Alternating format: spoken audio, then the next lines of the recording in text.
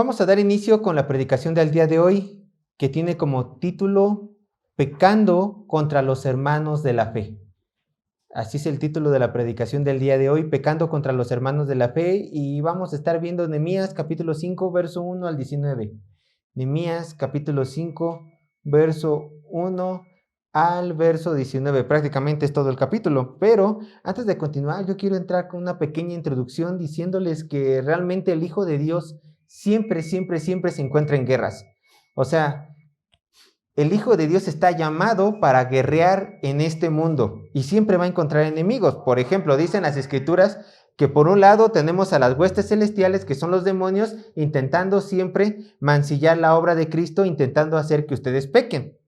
Ahí tenemos unos enemigos, los demonios. Pero por otro lado también tenemos a otros enemigos, que estos no son demonios, pero se parecen porque siguen sus mismos pasos, que son los hijos del diablo. ¿Quiénes son estas personas?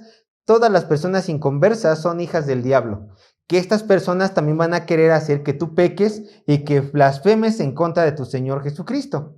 Entonces, tenemos a los demonios, tenemos a los hijos del diablo, pero también tenemos algo más como enemigo, que tenemos al mundo, que es todo este sistema demoníaco que Satanás ha planeado al mundo para ser nuestro enemigo. Entonces tenemos a los demonios, a los hijos del diablo, al sistema demoníaco llamado mundo como nuestros enemigos. Y nuestro Señor Jesucristo nos dijo que siempre vamos a estar en batalla mientras estemos de peregrinos en este mundo. Los hijos de luz siempre van a tener enemistad con los hijos de oscuridad y los hijos de la oscuridad siempre van a tener enemistad con los hijos de luz. Mientras que nosotros tenemos como misión rescatar a los hijos de oscuridad, los hijos de oscuridad van a tener como misión hacerte caer, hacerte pecar y también quizás algunos quitarte la vida. Entonces, todos estos son tus enemigos. Pero déjame decirte una cosa, hermano. Quizás nosotros, por medio de la palabra de Dios, nos hemos mentalizado y hemos dicho, pues va, como nos toque. Si tengo como enemigo al diablo, si tengo como enemigo a los hijos del diablo y al mundo, y a todo el pandemonium del infierno como mi enemigo, Dios es poderoso, me va a ayudar y yo me voy a sobreponer ante cualquier ataque que pueda llegar. Es una realidad. Cuando los enemigos son externos, el cristiano suele resistir más. Pero ¿qué pasa cuando los enemigos o el ataque viene de la misma familia de la fe?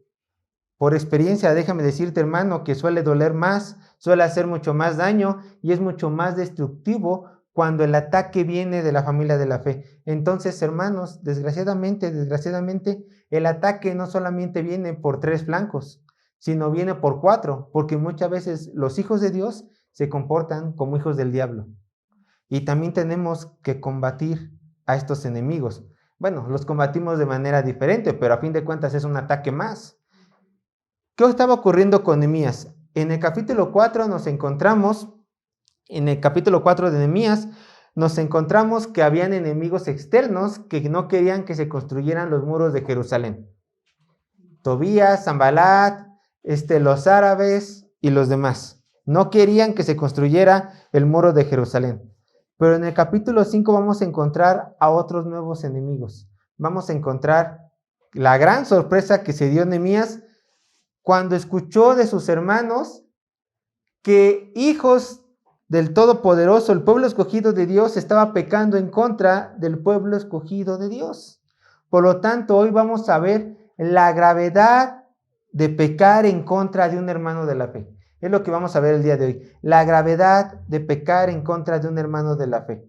Y quiero que leamos todo el capítulo 5 para que entremos en contexto. Vean lo que dice Nehemías capítulo 5. Entonces, hubo gran clamor del pueblo y de sus mujeres contra sus hermanos judíos. Y había quien decía, nosotros, nuestros hijos y nuestras hijas, somos muchos. Por tanto, hemos pedido prestado grano para comer y vivir. Y había quienes decían, hemos empeñado nuestras tierras, nuestras viñas y nuestras casas para comprar grano a causa del hambre. Y había quienes decían, hemos tomado prestado dinero para el tributo de rey sobre nuestras tierras y viñas. Ahora bien, nuestra carne es como la carne de nuestros hermanos y nuestros hijos como sus hijos. Y he aquí que nosotros dimos nuestros hijos y nuestras hijas a servidumbre y algunas de nuestras hijas lo están ya y no tenemos posibilidad de rescatarlas porque nuestras tierras y nuestras viñas son de otros. Verso 6. Dice Nehemías, y me enojé en gran manera cuando oí su clamor y estas palabras. Entonces lo medité y reprendí a los nobles y a los oficiales y les dije, ¿exigís interés cada uno de vuestros hermanos?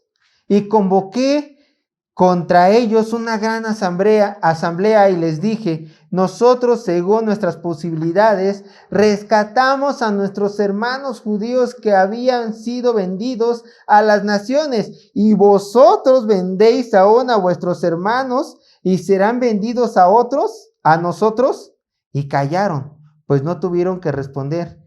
Y dije, no es bueno lo que hacéis, no andaréis en el temor de nuestro Dios para no ser oprobios de las naciones enemigas nuestras. También yo y mis hermanos y mis criados les hemos prestado dinero y grano, quitándoles ahora este gravamen. Os ruego que les devolváis hoy sus tierras, sus viñas, sus olivares y sus casas, y la centésima parte del dinero, del grano, del vino y del aceite, y que demandáis de ellos como interés. Y dijeron, lo devolveremos y nada les demandaremos. Haremos así como tú decís. Entonces convoqué a los sacerdotes y les hice jurar que harían conforme a esto. Además, sacudí mi vestido y dije, así sacuda Dios de su casa y de su trabajo a todo hombre que no cumpliere esto, y así sea sacudido y vacío. Y respondió toda la congregación, amén. Y alabaron a Jehová, y el pueblo hizo conforme a esto. Verso 14. También desde el día que me mandó el rey que fuese gobernador de ellos en la tierra de Judá, desde el año 20 del rey Artajerjes hasta el año 32, 12 años, ni yo ni mis hermanos comimos el pan del gobernador. Pero los primeros gobernadores que fueron antes de mí abrumaron al pueblo y tomaron de ellos por el pan y por el vino más de 40 siclos de plata, y aun sus criados se enseñoreaban del pueblo. Pero yo no hice así a causa del temor de Dios. También en la obra de este muro restauré mi parte y no compramos heredad, y todos mis criados juntos estaban allí en la obra. Además, 150 judíos y oficiales y los que venían de las naciones que había alrededor de nosotros estaban en mi mesa, y lo que se preparaba para cada día era un buey y 6 ovejas escogidas. También eran preparados para mí aves, y cada 10 días vino en abundancia. Y con todo esto nunca requerí el pan del gobernador, porque la servidumbre de este pueblo era grave. Acuérdate de mí para bien, Dios mío, y de todo lo que hice por este pueblo. Les voy a mostrar el bosquejo. Punto número 1 del bosquejo. Pecando contra los hermanos de la fe. Verso 1 al 5. Punto número 1 del bosquejo, pecando contra los hermanos de la fe. Verso 1 al 5. Punto número 2 del bosquejo. Pecar contra los hermanos de la fe trae la ira de Dios. Punto número 2 del bosquejo, pecar contra los hermanos de la fe trae la ira de Dios. Versos 6 al 11. Punto número 2 del bosquejo, versos 6 al 11. Ahora, punto 3. El arrepentimiento de nuestros pecados trae el perdón de Dios. Verso 12 y 13. Punto 3. El arrepentimiento de nuestros pecados trae el perdón de Dios. Verso 12 y verso 13. Y punto número 4 del bosquejo. Un ejemplo de vida en el amor a los hermanos. Verso 14 al 19. Punto 4, que sería el último. Un ejemplo de vida en el amor a los hermanos. Verso 14 al 19. Y así vamos a pasar al punto número 1 del bosquejo. Pecando contra los hermanos de la fe. Verso 1 al 5. Vamos a Nehemías capítulo 5, verso 1 y vamos a leer el primer versículo para entrar en contexto a nuestro tema. Dice así la palabra de Dios. Entonces hubo gran clamor del pueblo y de sus mujeres contra sus hermanos judíos. Sin duda, hermanos, y viendo el capítulo anterior, la construcción de los muros de la ciudad de Jerusalén traía muchísimos problemas para todos, para todos. Por un lado, nosotros ya vimos cómo los pueblos vecinos encabezados por Sanbalat estaban constantemente planeando hacer mal al pueblo de Israel por su enojo de construir los muros, intentando, en una ocasión ya lo vimos, matar al pueblo de Dios, agarrarlos por sorpresa y matarlos. Ese era un problema, pero ahora surge otro problema, que ya no involucraba a los vecinos problemáticos, sino más bien era un problema interno, un problema de los judíos, salido desde las mismas entrañas del pueblo de Israel. Y fue tan grande este problema, hermanos, que dice el texto en el verso 1, hubo gran clamor del pueblo y de sus mujeres. Es decir, prácticamente todo el pueblo fue con Nehemías para quejarse por ciertas cosas que estaban interrumpiendo la paz del pueblo de Israel y que sí, desgraciadamente, estaban impidiendo que el muro siguiera construyéndose a un buen ritmo. Todo el pueblo tenía una queja. Tanto hombres como mujeres clamaban, se estaban quejando. Entonces, ¿cuál era esta queja que el pueblo de Israel tenía que traerle a Nehemías? Que, por cierto, recalco, ya no procedía de los enemigos de afuera. Dice el verso 2. Había quien decía, nosotros, nuestros hijos y nuestras hijas, somos muchos, por tanto, hemos pedido prestado grano para comer y vivir. Y así el verso 2, 3 y 4 nos vienen las quejas. Pero noten, quiero que vean algo antes de continuar con el verso 2. Dice el verso 1, vean, vamos tan rápido al verso 1 en la última parte. Entonces hubo gran clamor en el pueblo de sus mujeres, y de sus mujeres, ¿contra quiénes? Sus hermanos judíos. Lo que vamos a ver en el verso 2, 3 y 4 estaba siendo provocado por otros mismos judíos, por otros judíos. Vean, primer problema. Había quien decía, una parte decía, nosotros, nuestros hijos y nuestras hijas, somos muchos, por tanto, hemos pedido prestado grano para comer y vivir. El problema era judío contra judío. ¿A quién le pidieron prestado? A otros judíos. ¿Para qué? Para poder comer y vivir. Entonces, la primera queja es esta. Hemos pedido prestado grano para poder comer y vivir. Hermanos, por lo visto, el pueblo de Israel estaba viviendo en estos momentos, mientras estaba construyendo el muro, una crisis alimenticia. No tenían que poder comer. Entonces, esto los llevó a la necesidad de pedir prestado y quizás comprar comida a grandes precios. A grandes precios. Quizás estaba pasando esto por la escasez de alimentos. Vamos al verso 3. Vean lo que dice. Nehemías 5, verso 3. Otra queja.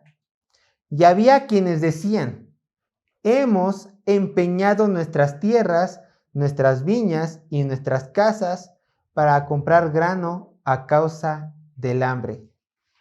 Otro grupo decía, yo no tengo necesidad de pedir prestado. Tengo tierras, tengo casas. Las puedo vender para que me den dinero por mis posesiones y comprar ¿qué? Alimento. Grano, para comprar grano, para poder comer. Bueno, quizás si una persona tenía más de un terreno, podría vender uno, quizás el que menos les gustara, lo vendía, pero por la necesidad económica y alimenticia que había en la tierra, dicen, chin, necesito ahora vender otro y otro terreno. Entonces, estas personas estaban vendiendo sus terrenos y había otros judíos que les compraban estos terrenos. 4, que sería el tercer problema. Verso 4. Y había quienes decían, hemos tomado prestado dinero para el tributo de rey sobre nuestra tierra y viña. Había otra gente que decían, bueno, quizás yo tengo dinero suficiente para comprar mi alimento, pero el impuesto, necesito pagar el impuesto. O sea, vean lo que dice, el tributo de rey sobre nuestras tierras y viñas. Recuerden ustedes que en esta época el pueblo de Judá estaba bajo el dominio persa. Entonces, cuando un imperio conquistaba una tierra, una nación, el imperio le pedía tributo a esa nación como parte de su buena voluntad y para que no se rebelara en contra de su rey. En ese caso, el que había mandado a Nehemías. Entonces, el imperio persa quizás había puesto un impuesto muy grande que les costaba trabajo pagarlos, que tenían que pedir prestado una vez más. ¿Para qué? Para pagar ese tributo. Ahora, quiero que ustedes vean algo. Recordemos que la tierra de Judá ya no era una tierra próspera de antemano. Dios la juzgó.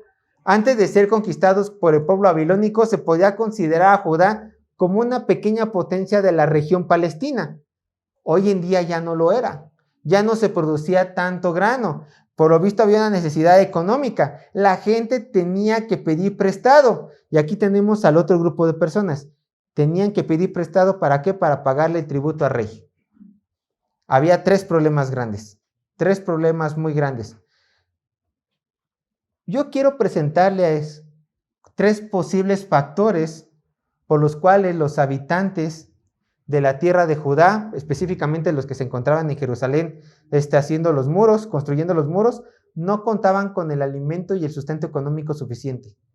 Primer posibilidad, quizás en la región palestina, en la región de Judá, existía un mal clima que impedía que se dieran buenas cosechas e impedía que se vendieran y por lo tanto había una escasez económica. Segunda posibilidad, ¿se acuerdan que les había comentado que los enemigos, en el capítulo 4 se los dije, los enemigos rodeaban la región de Judá, más específicamente a Jerusalén? ¿Sí se acuerdan? Bueno, muy probablemente cuando estos enemigos no pudieron matar a los israelitas, a los judíos, ¿qué fue lo que hicieron? Pues tú quedas en medio de nosotros, te cerramos las rutas comerciales, a ver cómo le haces. Entonces esto provocó que hubiera una falla de cosechas, que ya no se produjera lo necesario, porque no se tenían los recursos suficientes y que la economía bajara. Entonces la gente constantemente se empezaba a quedar sin dinero. Probablemente esto ocurrió. Quizás otra tercera posibilidad era que, como lo vimos en el capítulo 3, por construir los muros de la ciudad, las personas abandonaron temporalmente sus trabajos para construir los muros. ¿Y qué creen que pasó? La economía bajó, ya no había suficiente alimento porque no estaban en el campo y obviamente la gente empezó a padecer por la decisión que ellos tomaron. Bueno, gajes del oficio. Por construir la obra de Dios, descuidaron otras áreas, lo cual les trajo problemas en un futuro, por no medir bien la situación. Y está la cuarta posibilidad que se las quiero presentar. Todas las anteriores, mal clima, asedio de los enemigos, no planificaron bien dejar sus trabajos, mala economía, pues todas las anteriores pueden haber sido las causas por las cuales estos judíos empezaron a pedir prestado a otros judíos con más dinero. Ahora quiero que vean el verso 5 conmigo, Nehemías capítulo 5. Había otro mal. Y en el verso 5 lo vemos. Ahora bien, nuestra carne es como la carne de nuestros hermanos, nuestros hijos como sus hijos. Y he aquí que nosotros dimos nuestros hijos y nuestras hijas a servidumbre, y algunas de nuestras hijas lo están ya, y no tenemos posibilidad de rescatarlas, porque nuestras tierras y nuestras viñas son de otros. Entonces, la falta de dinero de las personas en este tiempo no solamente los llevó a pedir prestado, no solamente los llevó a vender sus posesiones, sino que también los llevó a ¿qué? A vender a sus hijos y a sus hijas para tener que comer. Pero había un problema muy grande. Como ya hemos vendido nuestras posesiones, no podemos ¿qué? Redimirlas, rescatarlos. los empeñamos, pero ya no los podemos rescatar y ya son de la otra persona. Estamos en un problema muy grande, Nehemías. Y una vez más lo repito, todo este mal, ¿en quién estaba reposando?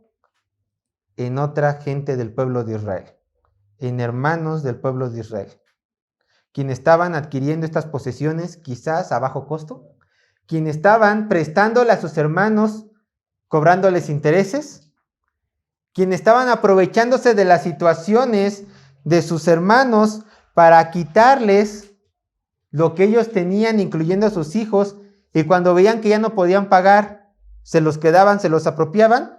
Bueno, vemos aquí realmente que por el amor al dinero, por el amor a las posesiones de este mundo, el pueblo de Israel estaba pecando en contra del pueblo de Israel. Pero déjenme decirles que el pecar entre hermanos no es algo nuevo. ¿Por qué? Porque aún dentro de la iglesia de Cristo también se pecan contra los hermanos. Yo te pregunto a ti, ¿cuáles son las causas por las cuales o que podían provocar que un hijo de Dios peque en contra de un hermano de la fe? ¿Cuáles podrían ser estas causas? Porque ocurre, pero hay que identificar las causas para no cometerlas. Permíteme enlistarte algunas. Causa número 1 que hace que un hijo de Dios peque en contra de otro hijo de Dios. 1. No cumplir con el primer y segundo gran mandamiento. Es la realidad. No cumplir con el primer y segundo gran mandamiento. Vayan a Mateo capítulo 22, versos 37 y 38. Mateo capítulo 22, versos 37 y 38.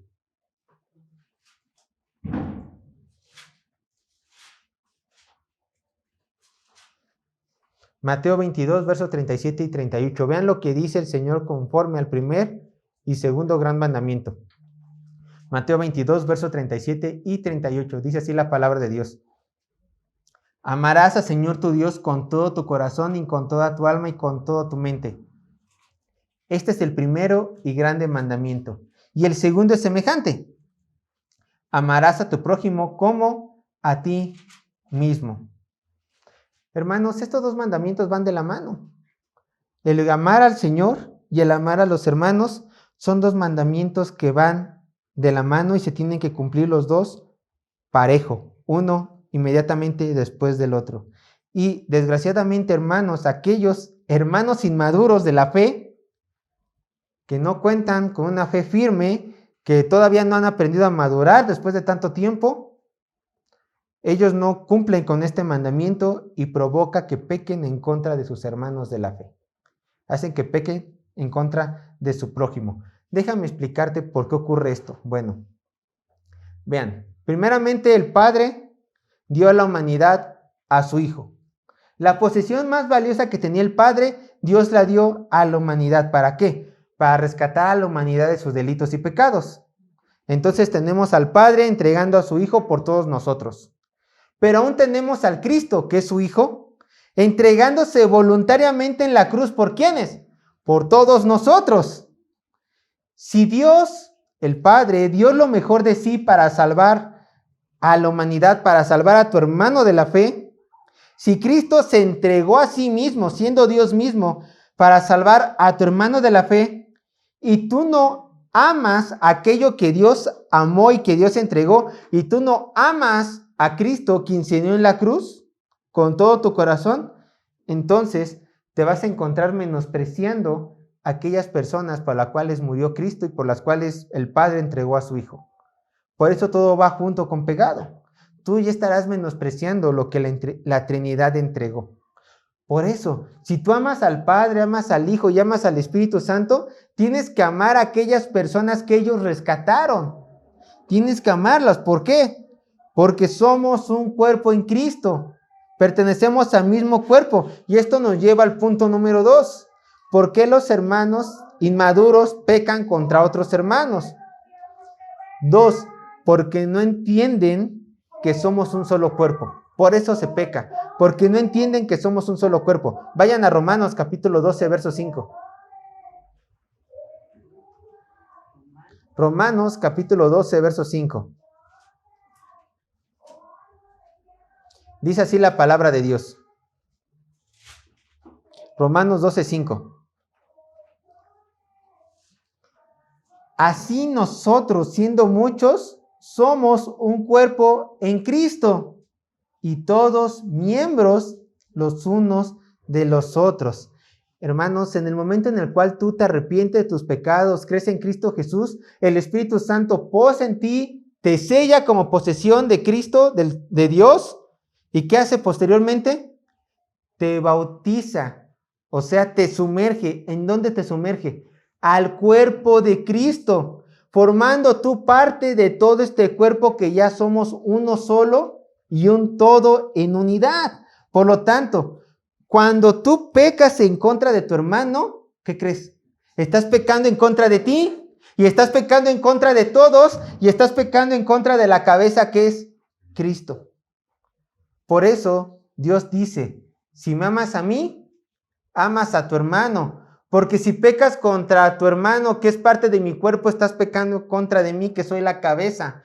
Por eso todo cristiano maduro, por supuesto, o con un grado de madurez, tiene que esforzarse en amar a los hermanos inmaduros que están haciendo daño al cuerpo. En lo que ellos aprenden, en lo que ellos la captan, en lo que Dios les ilumina, tú tienes que amarlos y no tienes que comportarte como ellos.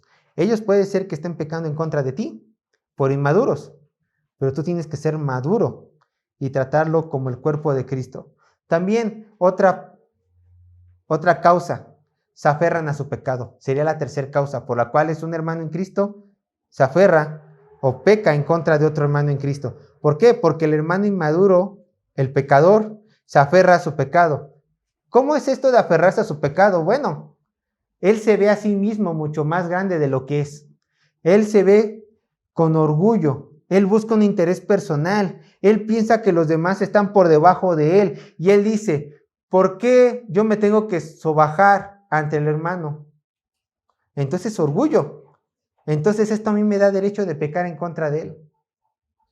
Mero orgullo, se aferra a su pecado. 4.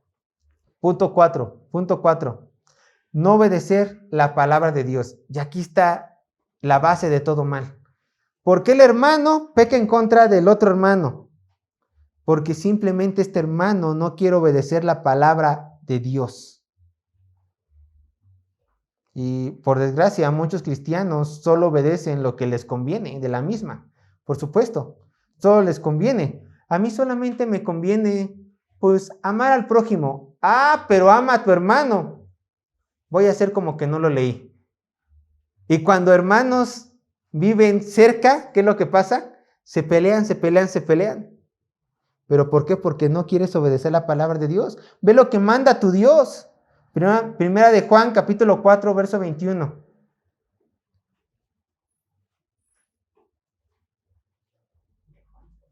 Primera de Juan, capítulo 4, verso 21. Dice esto.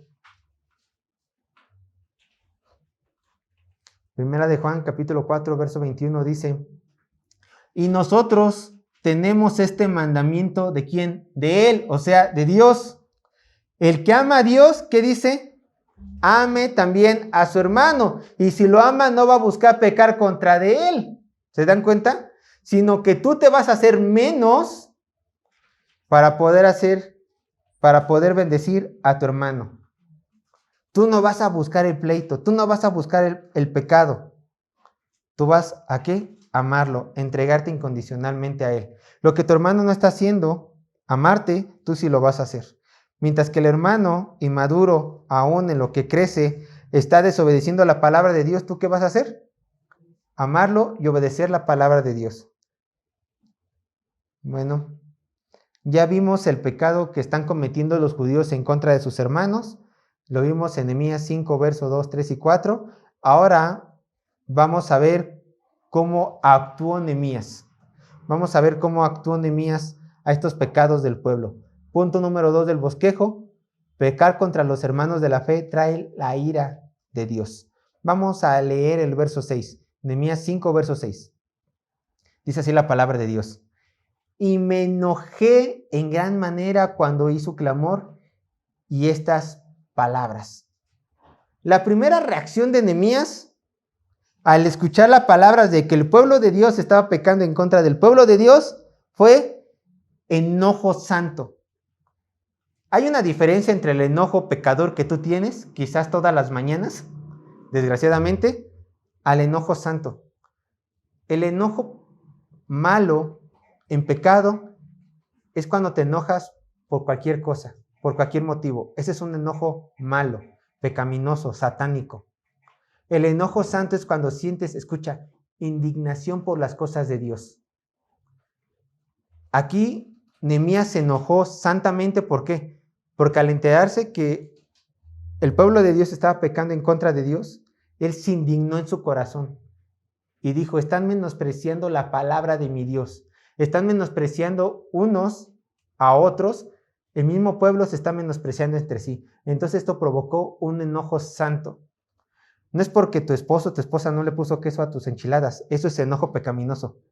¿Por qué no le pusiste queso a mis enchiladas? A mí me gustan con queso. No, ese es un enojo malo, un enojo santo. Es cuando, te lo voy a decir, es cuando tu hijo dice ser cristiano, pero te viene a decir que ya tiene una novia no cristiana, sin interés de casarte. Obviamente te enojas.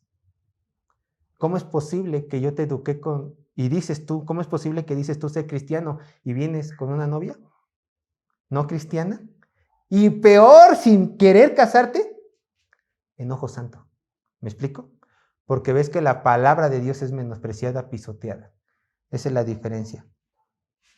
Bueno, volvemos al tema. Nehemías se estaba enojando porque el pueblo de Dios estaba pecando en contra de sus hermanos y menospreciando la voluntad de su creador.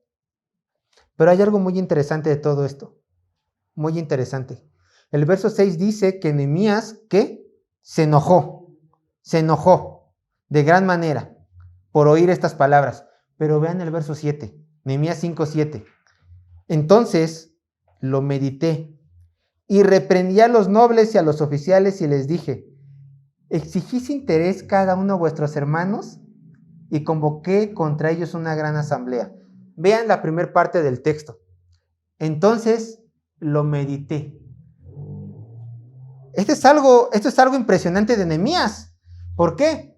Porque él quizás con el enojo santo por ver que sus hermanos menospreciaban la palabra de Dios, quizás iba a salir, iba a gritarle a todo mundo, les iba a gritar cosas, pues a fin de cuentas, pues ¿por qué pecas en contra de los hermanos? Pero en lugar de ir y enojarse con todos, ¿qué es lo que hace el hombre santo?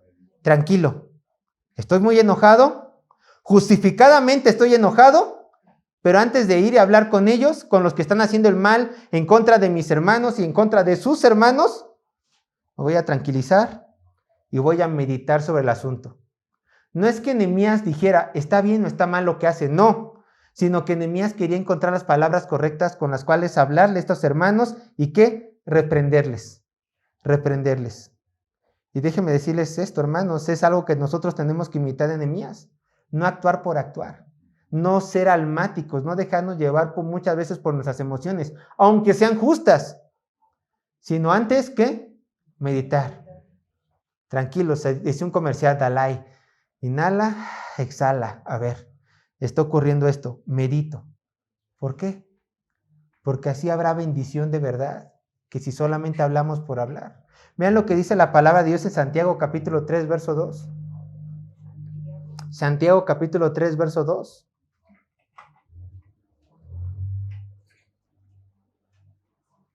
Santiago capítulo 3, verso 2. Dice así la palabra de Dios. Si alguno no ofende en palabra, aquí está hablando el contexto de la lengua, de saber retener nuestra lengua. Si alguno no ofende en palabra, este es varón ¿qué? Perfecto, capaz también de refrenar todo el cuerpo. Dominio propio. Esto es lo que hay que aprender de Nehemías, dominio propio. Bueno, el hecho de que Nehemías haya reflexionado lo que iba a decir y cómo lo iba a decir, no quita que en el momento que habló con quienes, con los oficiales y con los nobles que estaban pecando, no le quita que fuera firme. No le quita eso. Pero simplemente tomó un tiempo para ver y decir, meditar, ¿qué les voy a decir? En nombre de mi Dios, porque voy a hablar en nombre de mi Dios. Y ahora vean las palabras que dijo Nehemías. Ya los había reprendido. Verso 7. Él dice, y reprendía a los nobles, pero ¿qué dijo? Continúa diciendo que iba a invocar una asamblea. Verso 8. Ya en esta asamblea, en frente de más hermanos, no solamente en contra de los que habían pecado, dice verso 8, y les dije, o sea, a los nobles y a los oficiales que habían pecado, y les dije, nosotros según nuestras posibilidades rescatamos a nuestros hermanos judíos que habían sido vendidos a las naciones, y vosotros vendéis aún a vuestros hermanos y serán vendidos a nosotros. Y callaron, pues no tuvieron que responder. Vean, el primer tema que Nehemías tocó en la asamblea fue el tomar por esclavos a sus hermanos y hermanas judías. ¿Por qué es importante que yo diga esto? Bueno, porque de acuerdo a las tradiciones de aquel entonces, del Medio Oriente, se podía tomar esclavos de otras naciones. Se podía tomar esclavos. Es más, si tú ya no tenías dinero y querías, pues tenías deudas, no podías pagarlas, bueno, tú mismo te podías vender como esclavo a ti y a tu familia. En aquel entonces, en aquel contexto cultural, era válido. Pero, ¿qué creen? ¿Dios permitía la esclavitud en el Antiguo Testamento? Sí, Dios permitía la esclavitud, Dios te permitía, si tú eras judío de aquel entonces, te permitía tener tantos esclavos pudieras mantener. Pero ¿qué crees que no te permitía? Tomar por esclavo a alguien del pueblo de Dios. Y ellos habían ignorado esto. Vayan conmigo a Levíticos capítulo 25. Levíticos capítulo 25, verso 39 al 44. Levíticos capítulo 25, verso 39 al 44.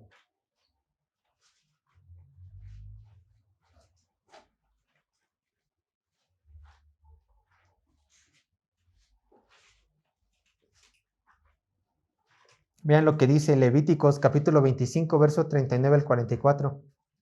Dice así la palabra de Dios. Y cuando tu hermano empobreciere estando contigo y se vendiera a ti, no le harás servir como esclavo. Escuchen, no le harás servir como esclavo. Como criado, como extranjero, estará contigo. Hasta el año del jubileo te servirá. Entonces saldrá libre de tu casa, él y sus hijos consigo, y volverá a su familia y a la posesión de sus padres se restituirá. Porque son mis siervos, los cuales saqué yo de la tierra de Egipto. No serán vendidos a manera de esclavos. No te enseñorearás de él con dureza, sino tendrás temor de tu Dios.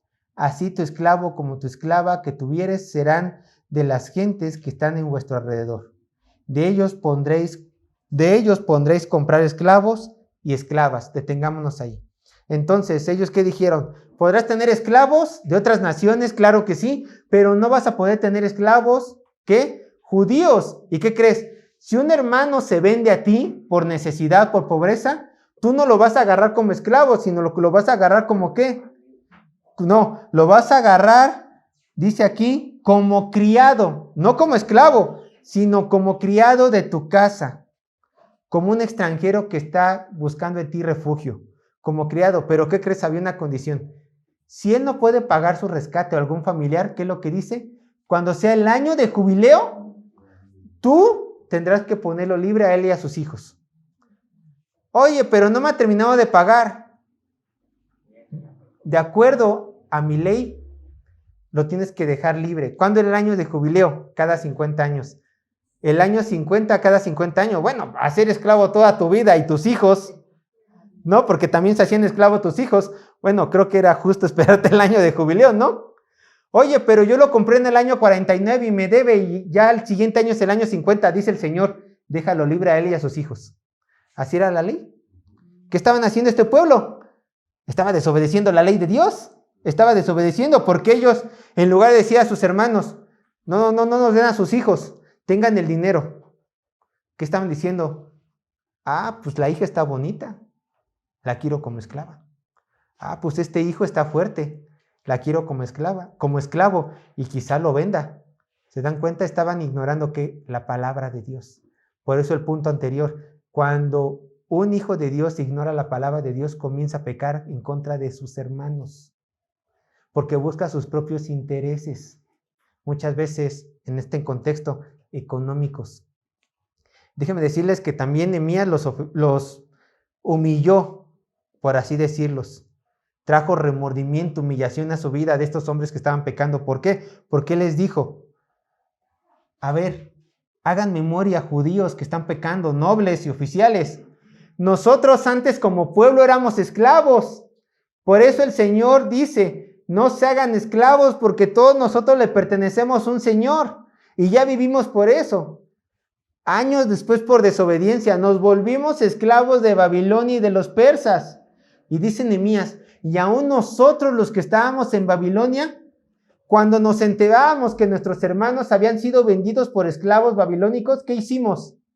Dimos dinero y de nuestro dinero los compramos para hacerlos libres. Y ahora ustedes los están comprando y los están vendiendo para ganar ganancias. ¿Qué estamos jugando? Y dice la palabra de Dios que ellos estaban, ¿qué? Callados, no sabían qué responderles. Quedaron en completa vergüenza por el pecado en sus corazones y por la ignorancia de la palabra de Dios que tenían. Vamos a continuar con nuestro texto, pero antes quiero decirles que el verso 9 nos lo vamos a saltar, lo vamos a ver casi al último. Vamos al verso 10 y 11, Nehemías capítulo 5, verso 10 y 11. Vean lo que dice. Nehemías capítulo 5, verso 10 y 11. Escuchen. También yo y mis hermanos y mis criados les hemos prestado dinero y grano. Quitémosles ahora este gravamen. Os ruego que les devolváis hoy sus tierras, sus viñas, sus olivares y sus casas, y la 100ª parte del dinero, del grano, del vino y del aceite que demandáis de ellos como interés. A ver. Vemos que gente se había quejado que habían pedido prestado, pero ¿qué creen? No solamente la queja era de que habían pedido prestado, la queja de acuerdo a este texto es de que habían pedido prestado, pero les habían cobrado un interés. Y uno puede decir, bueno, de acuerdo a la cultura mexicana, bueno, eso es muy normal, yo voy, pido prestado a una casa de empeño o a cualquier persona que se dedica a pedir prestado, es normal que me cobre un interés. En la cultura mexicana lo vemos normal, voy al banco, también me tiene que cobrar un interés, ¿no? Cuando pides una cierta cantidad de dinero. Una vez más, palabra de Dios. Dios, ¿qué había dicho para ellos?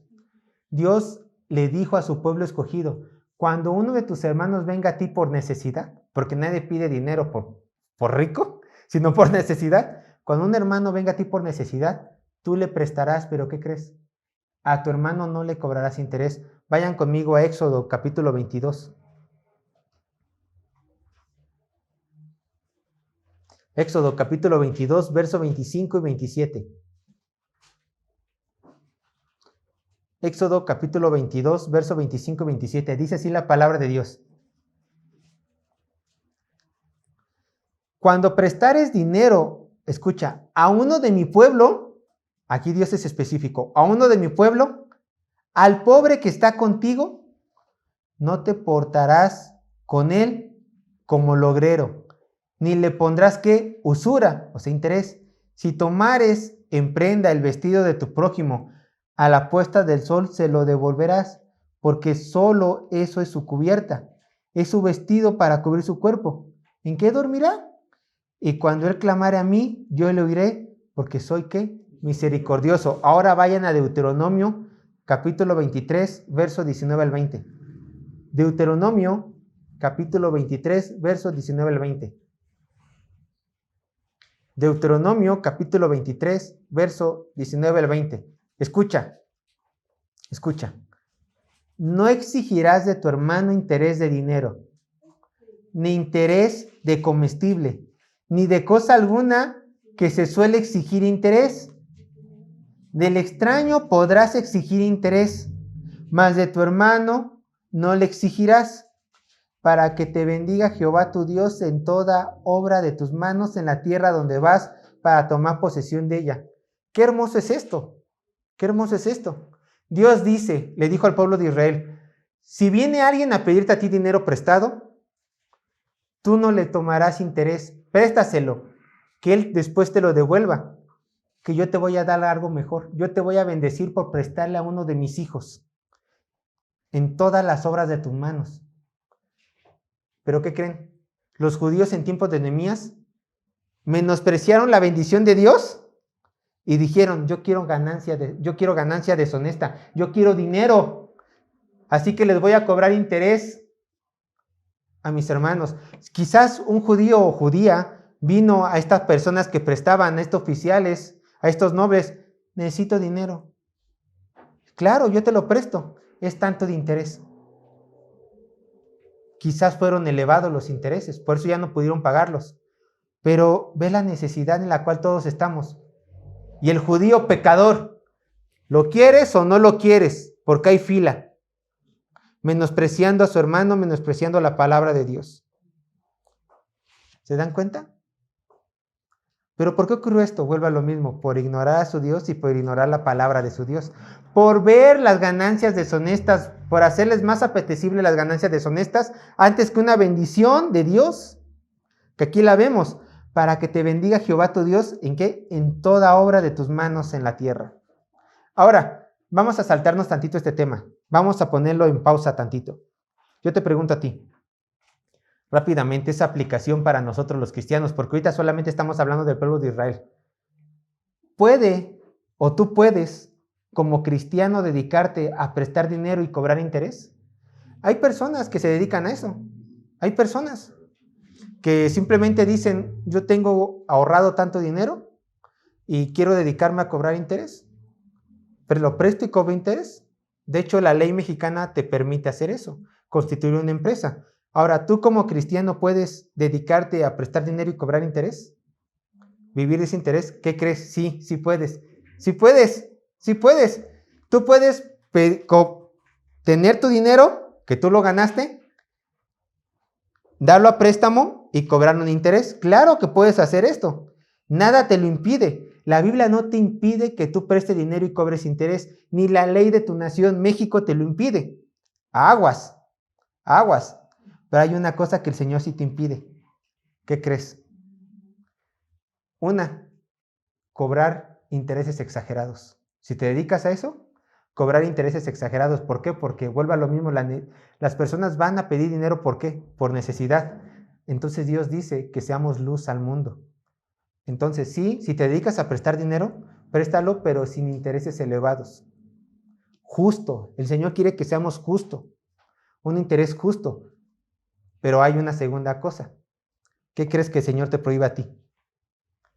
Si tú te dedicas a prestar y viene un hermano en Cristo, que tú sabes que es hermano en Cristo, y te pide dinero, ¿qué crees?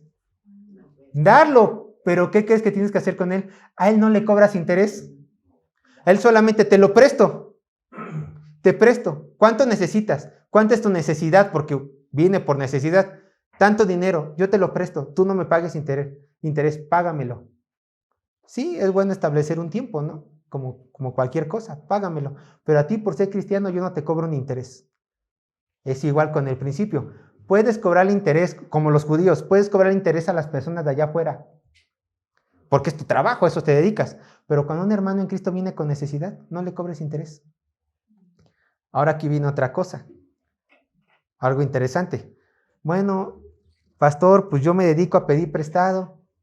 Yo me dedico a prestar dinero. No se dediquen a pedir prestado, eso es malo, ¿eh?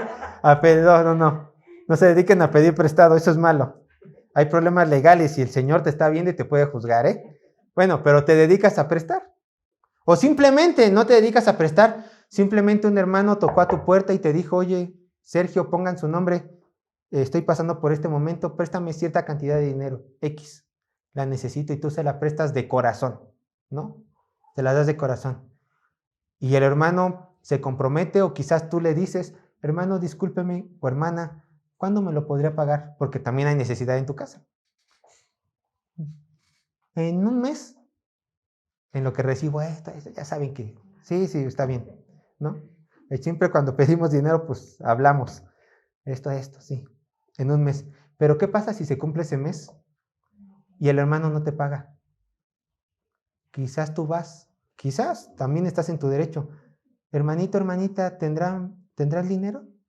No, es que fíjese que esto, que el otro. Bien, solemos hablar más cuando hay pretextos.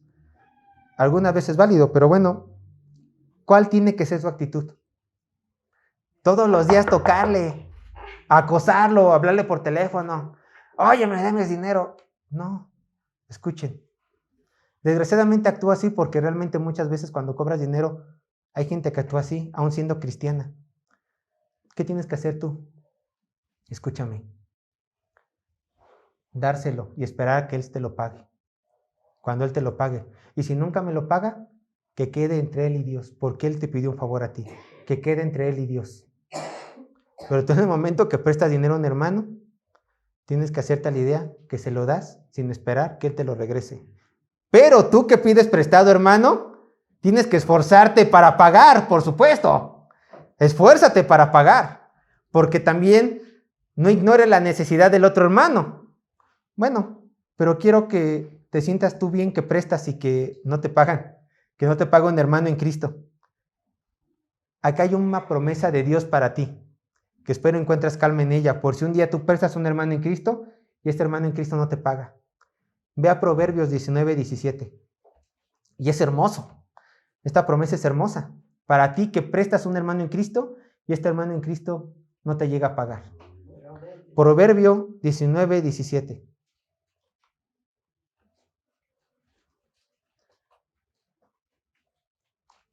Escucha esto. Proverbios 19:17. Dice así la palabra de Dios. Escuchen. Y esto es hermoso, ¿eh? A Jehová presta el que da al pobre, y el bien que ha hecho se lo volverá a pagar. Tú cuando le prestas dinero a tu hermano que está en necesidad, ¿a quién le estás prestando? A Jehová, tu Dios. Y tu Dios dice, no te preocupes que yo te lo voy a pagar. No te aferres como estos nobles, como estas personas judías, que en lugar de ver la promesa de Dios, cuando Dios dije, préstales, no les cobres intereses, que yo te bendeciré en todo lo que hagas, ellos se aferraron al dinero y estaban muele y muele al hermano, quitándole casa, quitándole a sus hijos y a sus hijas. Sino mejor aprovecha estas bendiciones celestiales.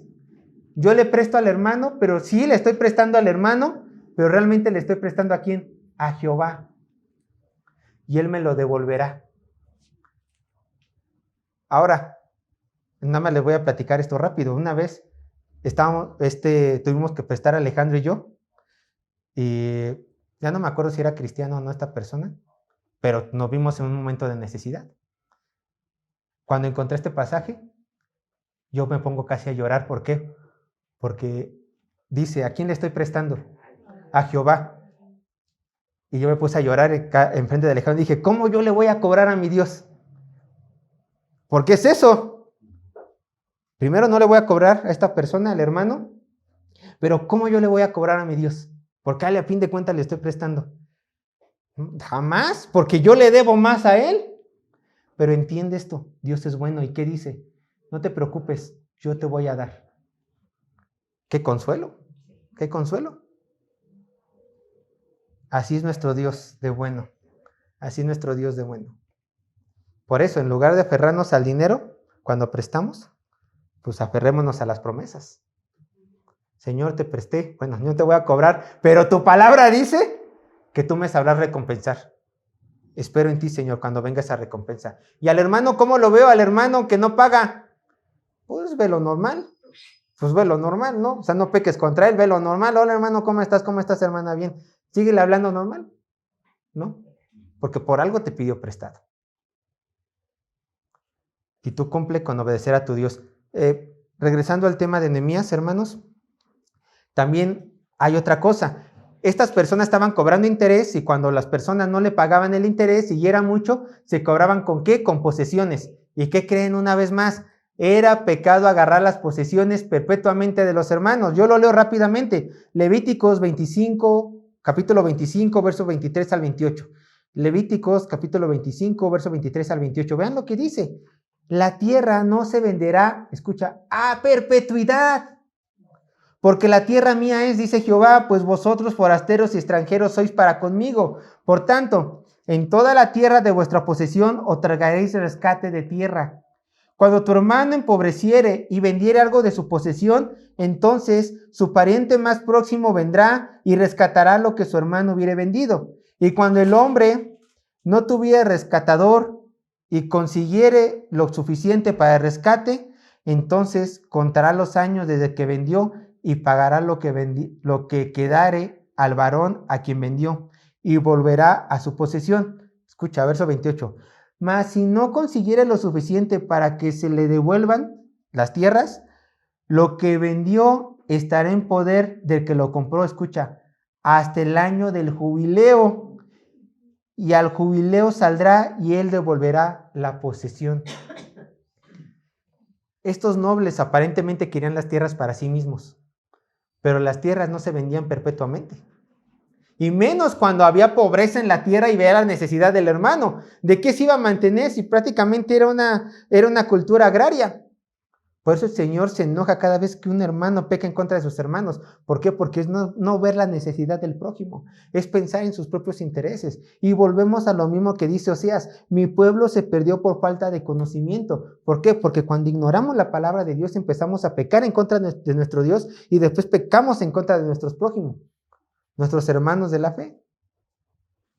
Por eso el cristiano maduro, el cristiano consciente, que sabe que está quebrado espiritualmente, siempre tiene que estar reposando en la palabra de Dios, porque sabe que en el momento que se separe de ella, ¿qué crees?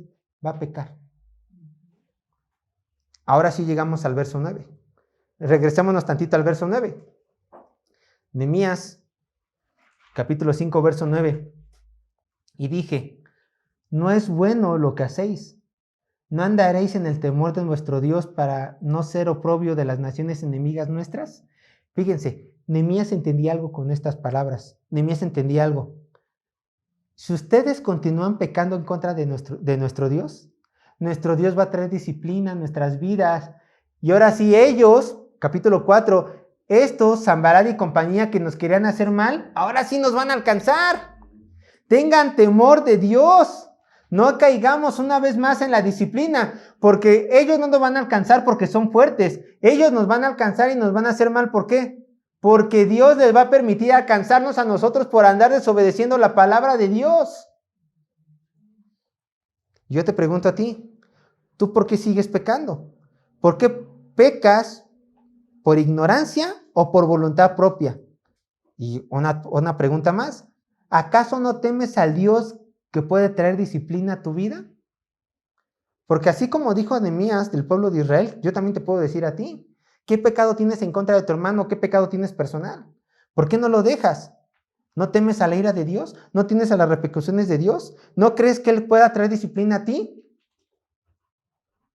Uno de los atributos de Dios es que Él es inmutable. Y vean lo que Él dijo en su palabra, que es inmutable, que nunca cambia. Hebreos 12, 5, 6, yo lo leo. Hebreos 12, 5, 6. Hijo mío, no menosprecies la disciplina del Señor, ni desmayes cuando eres reprendido por Él. Porque el Señor al que ama, disciplina y azota a todo el que recibe por hijo. ¿Cómo el Señor te va a disciplinar si tú no te alejas de tu pecado? Yo no lo sé. Pero si tú no te alejas de tu pecado, el Señor traerá disciplina. Por eso Nehemías tenía este pendiente. Van a traer disciplina a causa de nuestro pecado. Y así entramos al punto número 3 del bosquejo. El arrepentimiento de nuestros pecados trae el perdón de Dios. Vean lo que dice Nehemías capítulo 5, verso 12 al 13. Me voy yendo un poco más rápido. Nehemías 5, 2 y 13. Dice así la palabra de Dios. Y dijeron, lo devolveremos y nada les demandaremos. Haremos así como tú dices. Entonces convoqué a los sacerdotes y les hice jurar que harían conforme a esto. Además sacudí mi vestido y dije, así sacuda Dios de su casa y de su trabajo a todo hombre que no cumpliese esto, y así sea sacudido y vacío. Y respondió toda la congregación, amén, y alabaron a Jehová. Y el pueblo hizo conforme a esto. ¿Cómo reaccionó el pueblo pecador? Los que tenían billete. Los ricos que habían prestado y que desgraciadamente habían cobrado interés y le quitaban a sus hermanos más pobres, con arrepentimiento. Dijeron, Nehemías, tienes toda la razón, ya no queremos ofender a Dios, no queremos la ira de Dios sobre nosotros, tememos a Él, hemos pecado contra nuestros hermanos, ¿qué vamos a hacer? Nos vamos a arrepentir. ¿Qué es arrepentimiento? Dejar tu pecado y buscar las cosas de Dios. Pero un verdadero arrepentimiento viene con obras, ¿cierto? ¿Cuáles fueron las obras de estos hombres? Les devolveremos los que les hemos quitado, sus posesiones, y aún del interés que les hemos pedido, les regresaremos un 12%. Les regresaremos una parte. Así se arrepintieron. ¿Y qué crees que dice el Señor? Vaya, ahora sí, ve conmigo a Proverbios 28:13. Proverbios 28:13.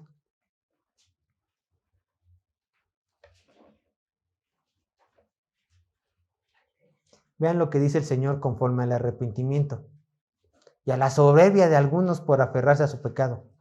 Proverbios 28:13 dice, el que encubre su pecado no prosperará, mas el que los confiesa y se aparta, o sea, se arrepiente, alcanzará misericordia. Esto es lo que alcanzaron esos hombres, misericordia de Dios por arrepentirse de sus pecados. Y es lo que tú puedes alcanzar si te arrepientes de los tuyos. Ahora rápidamente el punto 4 del bosquejo y ya terminamos. Un ejemplo de vida en el amor a los hermanos. Vamos a leer rápidamente del verso 14 al 18. Una vez que ellos se arrepintieron, bueno, primero ¿qué hizo Nehemías? Confrontó a los pecadores se arrepintieron de corazón. Ahora ocurre esto. Nehemías se pone como ejemplo. También, desde el día que me mandó el rey que fuese gobernador de ellos en la tierra de Judá, desde el año 20 del rey Artajerjes hasta el año 32, 12 años, ni yo ni mis hermanos comimos el pan del gobernador. Pero los primeros gobernadores que fueron antes de mí abrumaron al pueblo y tomaron de ellos por el pan y por el vino más de 40 siclos de plata.